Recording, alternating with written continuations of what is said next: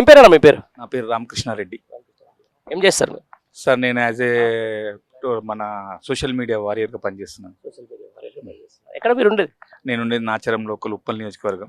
మొత్తానికి 6 నెలల తర్వాత మళ్ళీ ఎలక్షన్ రాబోతున్నాయి. ఈ రోజు దేశంలోనే అతిపెద్ద మల్కాజ్గిరి పార్లమెంట్లో మీరున్నారు, మీరు కూడా ఓటర్గానే ఉన్నారు. ఎవరికి ఉంది అవకాశం, ఎవరు గెలిచేటట్టు? అంటే నాకు తెలిసినంత వరకు, నా నాలెడ్జ్ ప్రకారం, మీకు తెలిసినంత వరకు గత 10 సంవత్సరాల్లో హైదరాబాద్ ఎంతగా అభివృద్ధి చెందిందో మీకు తెలుసు. సో కాబట్టి అభివృద్ధి మీద నా అభిప్రాయం ఏంటంటే, అభివృద్ధి చేసింది కూడా కేటీఆర్ గారు, కేసీఆర్ గారు. కాబట్టి నా ఒపీనియన్ బీఆర్ఎస్ ఓటు వేయాలని అనుకుంటున్నాను. నేను మీరు అనుకుంటున్నారు అంతే. మరి లేదు, ఇక్కడ ప్రజలేమో ఇక్కడ ఎట్లా అంటే మల్కాజ్గిరి ఎట్లా ఉంటుంది అంటే, ఎవరన్నా రాజకీయంగా ఊడిపోయి బయట రోడ్డు మీద నిలబడుతుంటే అలా తీసుకొచ్చి ఎంపీలు చేస్తుంది, లేకపోతే ముఖ్యమంత్రులు చేస్తుంది, కేంద్ర మంత్రులు చేసే పరిస్థితి ఉంటుంది మల్కాజ్గిరిలో. ఇప్పుడు వాళ్ళందరూ కూడా మళ్ళీ కూడా వస్తూ ఉన్నారు. నాన్ లోకల్స్ అంటే ఇక్కడ బాగా ఇష్టపడతా ఉంటారు జనాలు. మరి ఇప్పుడు ఎట్లా, మరి ఎవరెవరి మధ్యలో పోటీ ఉండబోతుంది ఈసారి ఎట్లా ఫలితం ఉండబోతుంది? మీరు ఒకటి గమనించినట్టయితే, నాన్ లోకల్ మన రేవంత్ రెడ్డి గారు కూడా గతసారి ఇక్కడ నుంచి ఎంపీగా పోటీ చేశారు. ఇప్పుడు ముఖ్యమంత్రి స్థాయిలో ఉన్నారు. మీరు అన్నది కరెక్టే. కాకపోతే ఇప్పుడున్న సిచ్యువేషన్లో ఏంటంటే, ఇక్కడ స్థానికత ఇంపార్టెంట్. ఇవాళ ఈటల రాజేందర్ గారు వచ్చింది హుజూరాబాద్ నుండి, సునీత గారు వచ్చింది చేవెళ్ళ అవతల నుండి. ఇప్పుడు మన రాగిడి లక్ష్మారెడ్డి గారు ఉన్నారు కదా, తన స్థానికుడు. గత 25 సంవత్సరాలుగా ఎన్నో సేవా కార్యక్రమాలు చేస్తూ స్థానికకు ఉండి, గత 2-3 సార్లు ఎమ్మెల్యే టికెట్ అవకాశం వచ్చినా కానీ కూడా త్రుటిలో తప్పిపోయింది. ఆయన సేవాభావాన్ని గుర్తించి ఈరోజు కేసీఆర్ గారు ఆయనకి ఎంపీగా టికెట్ ఇచ్చారు. కాబట్టి మల్కాజ్గిరి ప్రజలు, అభివృద్ధిని కోరుకునే ప్రజలు కంపల్సరీ ఈసారి రాగిడి లక్ష్మారెడ్డి గారికి సపోర్ట్ చేస్తారని నేను అనుకుంటున్నాను.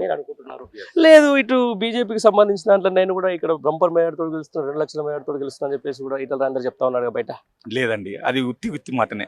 మీకు తెలిసిందో లేదో, నిన్న మొన్న సర్వేలు వాళ్ళు ఇంటర్నల్గా చేసుకుంటే కూడా వాళ్ళకు 27% ఉంది. 33% బీజేపీ మన రాష్ట్ర సమితి బీఆర్ఎస్కు ఉన్నది. వాళ్ళకు కూడా ఇప్పుడు ఇంటర్నల్గా గుబులుగు పుట్టుకుంది. ఇప్పుడు ఈ లెక్కన చూసుకుంటే మరి సిట్టింగ్ ఎంపీగా ఉన్నాడు ఇక్కడ ఉన్నటువంటి రాష్ట్ర ముఖ్యమంత్రి, ఇప్పుడు ఆయన గెలిపించుకునే పరిస్థితి చేయడా? ఎందుకంటే ఆయన ముఖ్యమంత్రి 100 రోజులు అయిన 100 రోజుల పాలనలో ఎంత అవకతవకలు జరుగుతుంది, ఆయన అసలు అడ్మినిస్ట్రేషన్ చేయగలుగుతుండా అనేది మీరు కూడా గమనించాలి. ఇప్పుడు పబ్లిక్లో వ్యతిరేకత పెరిగింది తన మీద. మీరు గమనించారో లేదో, ఆయన ప్రకటించిన 6 పథకాలు, ఏవైతే 6 పథకాలను ఏవి కరెక్ట్గా అమలు చేశారు మీరు చెప్పండి. సో కాబట్టి మాకేందంటే ఈసారి పబ్లిక్ అంత ఈజీగా కాంగ్రెస్ నమ్మే పరిస్థితిలో లేదు, 100% లేదు. ఇప్పుడు ఏమంటున్నారు, కేంద్రంలో బీజేపీ ఉంది, రాష్ట్రంలో కాంగ్రెస్ ఉంది. ఇప్పుడు ఈ 2 పార్టీలకు ఓట్లు వేస్తే అవుతుంది కదా, బీఆర్ఎస్కే ఓట్లు ఎందుకు వేయాలని చెప్పేసి అడుగుతూ ఉన్నారు. మీరేం చెప్తారు దానికి? అవును సార్, ఇప్పుడు మీరు అన్నట్టు సరే, బీజేపీ ప్రభుత్వము సెంట్రల్లో ఉంది, ఇక్కడ లేదంటున్నారు. ఇప్పుడు ఈటల రాజేందర్ గెలిపించుకుని అనుకుందాం, ఆయన ఒక్కడు ఏం చేయగలుగుతాడు?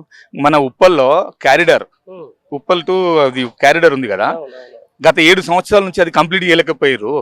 ఇంతకుముందు ఎన్విఎస్ ప్రభాకర్ ఉండే, సుభాష్ రెడ్డి ఉండే, మరి కేంద్రం నిధులు ఏమైనాయి? గడ్కారీ గారు ఇన్ని లక్షలు ఇస్తున్నారు, అది ఇస్తున్నారు. అదే అది చేయని వాళ్ళు ఇలా గెలిచిపోయి రేపు ఢిల్లీలో ఏం చేసుకొస్తారని పోతారు వాళ్ళు. మీరు ఆలోచించండి, ఈటల రాజేందర్ ఇక్కడ గెలిచి ఏం చేస్తాడు? ఆయనకి సెంట్రల్ మినిస్టర్ ఇస్తే అన్నీ ఢిల్లీలో కూర్చాడు. నాకేమైనా అవసరం పడ్డది ఢిల్లీ పోనా నేను?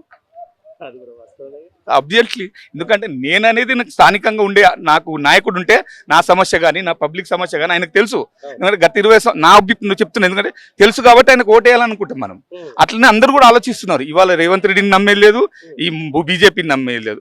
ఇదే క్యారిడార్కి సంబంధించి నేను కూడా ఫిర్జాద్గూడ వాసిని, ఫిర్జాద్గూడలో ఉంటే గత 7 సంవత్సరాల నుంచి బాగా సఫర్ అవుతా ఉన్నాను. నేను హైదరాబాద్కి ఆఫీస్కి పోవాలన్నా, లేకపోతే ఎక్కడైనా టౌన్కి పోవాలన్నా కూడా అక్కడి నుంచి మొదలు పెట్టుకుంటే నారపల్లి నుంచి ఆ పొల్యూషన్ ఒకటి, ఆ తర్వాత అది కొనసాగుతూనే ఉంది. ఎక్కడ గడ్కారీ కాలం నుంచి అయిపోయింది, ఈ రోజు వరకు మళ్ళీ కూడా చెప్తా ఉన్నారు.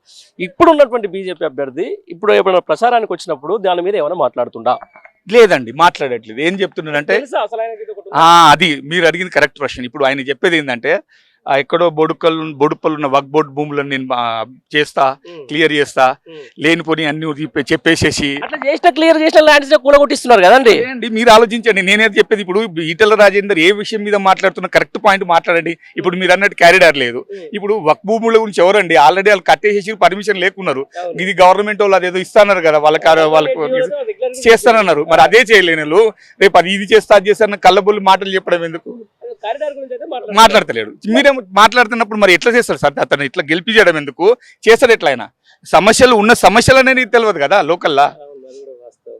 ఇప్పుడు ఇది డిఫరెంట్ ఏరియానే అంటే ఒకటి కుకట్పల్లి, షేర్లింగంపల్లి, కుత్బుల్లాపూర్, ఉప్పలు, రకరకాలుగా ఎల్బీ నగర్ అంటే ఒక్కొక్క దగ్గర ఒక్కొక్క సమస్యలు ఉంటాయి. అసలు ఆయనకి ఏమైనా సమస్యలు అడ్రస్ చేస్తూ అసలు వచ్చిండా మీ దగ్గరికి ఇప్పుడు ప్రచారానికి? నేను అదే అంటున్నా కదా, గెలిపించిన 5 సంవత్సరాల్లో ఒక్కసారి కూడా రాని రేవంత్ రెడ్డి లోకల్ కాదు నాన్ లోకల్ వాడు. ఈయనని గెలిపిస్తే ఈయన ఎప్పుడు వస్తాడు? నేను అదే అంటున్నాను. మీరు ఒక్కటి గమనించండి, ఈ 7 సెగ్మెంట్లలో ప్రజలు ఏ పార్టీని ఆశీర్వదించి ఎమ్మెల్యేలుగా గెలిపించింది. ఇంత వేవ్ వచ్చిన కాంగ్రెస్ పార్టీలో అయినా సరే ఇప్పుడు సిటీలో ఉన్న పలంగా మన మల్కాగిరి పార్లమెంట్ లో 7 ఎమ్మెల్యేలని బీఆర్ఎస్ ప్రభుత్వాన్ని ఎన్నుకున్నారు. సో దాన్ని బట్టి మీకు అర్థమైపోయి ఉండాలి. సో అది నేను క్లియర్ గా చెప్పదలుచుకున్నది. అంటారు మరి మోడీ వేవ్, ఆ వేవ్, ఈ వేవ్ అని, మరి ఇది ఎక్కడ వేవ్? ఇవాళ ఫ్లాష్ న్యూస్ వచ్చింది, కొన్ని రాష్ట్రాల్లో తప్పుకుంటున్నారు ఎలక్షన్ నుంచి. అవునా కదా? మీరు ఆలోచించండి. ఇవాళ కొన్ని రాష్ట్రాల్లో ఎన్నికల నుంచి తప్పించుకుంటున్నారు వాళ్ళు.